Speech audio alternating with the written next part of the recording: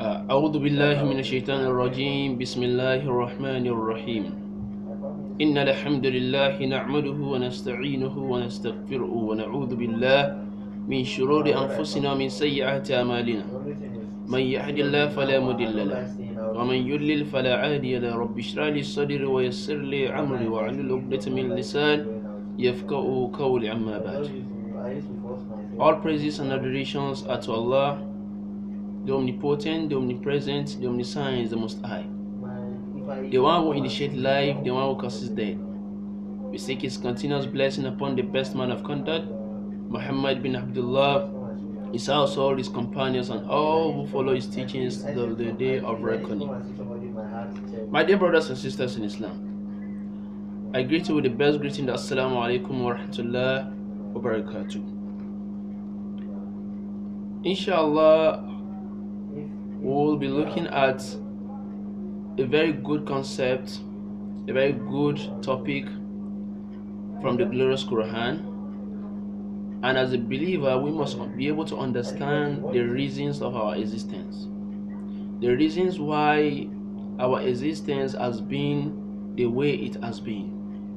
Many of us want to be in a world where we would like to have big cars, luxury things, big houses, have kind of big houses, and all sorts of kind of good things in life.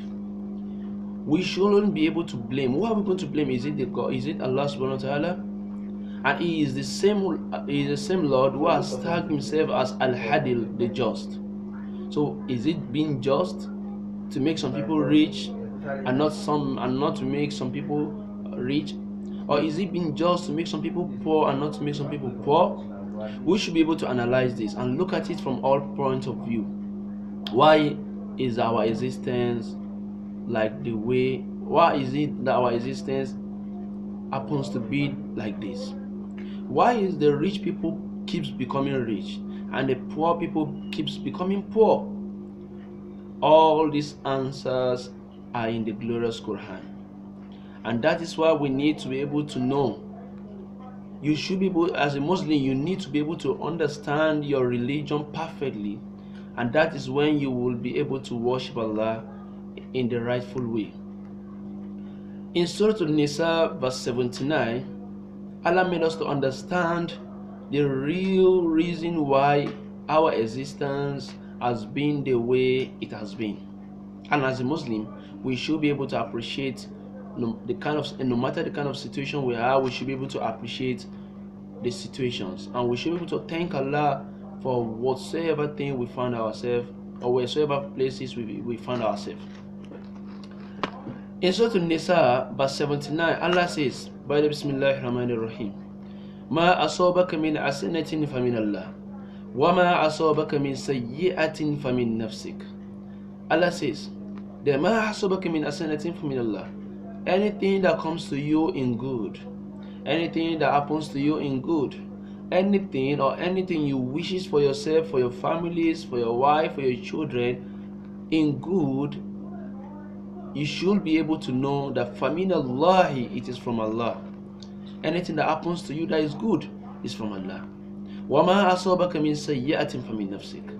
And if the other way around happens to you, if the other way around comes to you, comes to your wife, comes to your children, to your families, things you don't want, when it happens to you, famin nafsik, you should be able to assess yourself. You should be able to check yourself. Something is wrong somewhere.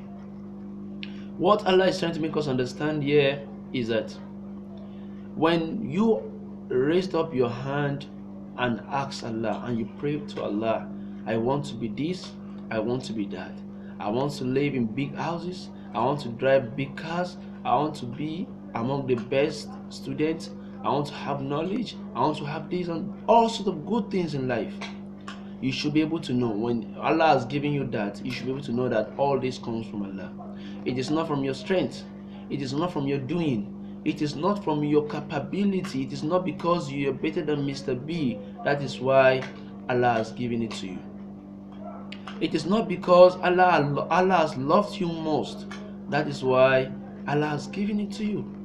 But He has given it to you because He wants to use that thing to test you. And that is why Prophet Muhammad sallallahu alaihi wasallam says in an authentic hadith that man yuridullahu khayran yusibu minhu. When you want good things from Allah, when you want to be rich, you want to be the best student in life, you want to be an engineer, you want to be a doctor, you want to live in big houses, drive big cars, and Prophet Muhammad says that you see, you should be able to expect trials from that thing. When Allah has given it to you, Allah will use that thing to test you. And many of us, when Allah begins to test us with what He has given us, we continue to look at it and begins to make all kind of blames to Allah. We want to know that all this is trials from Allah subhanahu wa ta'ala. And Allah says that He will surely test us. It's something that He has said in the glorious Quran, that He will surely test us, and you shouldn't be thinking that because you're a believer or because you're a Muslim, you won't be tested by Allah subhanahu wa ta'ala. And also, if Allah has given you, or Allah has not given you something that you wish to have for long, you should be able to assess yourself. Check yourself. Assess yourself what has comes out, what has happened. Because Allah says that when you seek for my assistance, when you call unto me, I will surely answer you. So why is it that our calls is not being answered by Allah? Are we worshiping Allah with one mind? Are we worshiping Allah with good intentions? Do we love our neighbors the way we love ourselves? Are we corrupt? Are we selfish? Do we appreciate other people? Do we take or cater for other people when we have? The less privileged, do we cater for them? These are the things that we should be able to look into. When you look into all those things, you will not be able to know why all those your existence has been the way it has been. Let us appreciate our existence.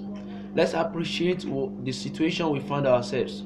And no matter how challenges, no matter the kind of challenges that comes to us, we shouldn't allow challenges to wind us down. As a Muslim, we should be able to wind down challenges down. Trials will surely comes. Trials will surely comes. We should be able to overcome such trials with our faith, with our belief to Allah subhanahu wa ta'ala. When you be able to do all those things, then you will now be contented with your existence. You will appreciate yourself as a Muslim. You will appreciate yourself as a mu'min, as a true believer, and you will be able to you'll be able to worship Allah with one heart, with one mind, and with total submissiveness.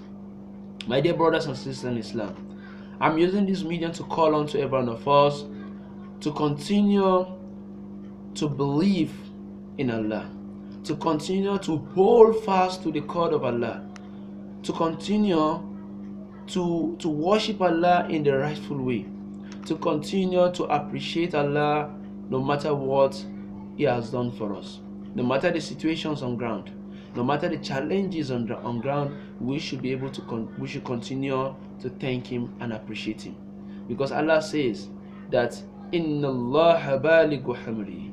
He is the dui and the duha. He is the one who has made everything possible for us, and that is why He has also stated in the Quran in Surah Ibrahim that wa in ta'uddu ni'matallahi la tuhsuha. When you begin to count the favors and grace and bounties of blessings that Allah has done for us, when you put it on a scale, you won't be able to count them, because they are very, very much. They are very much, and that is why we need to appreciate Allah. Let us thank Him and appreciate Him. And in this note, I pray that Almighty Allah continue to be with us. I pray that Almighty Allah continue to strengthen us and make us among those that will be guided. Make us among those that will receive, that will gain from all the benefits in this world and the hereafter.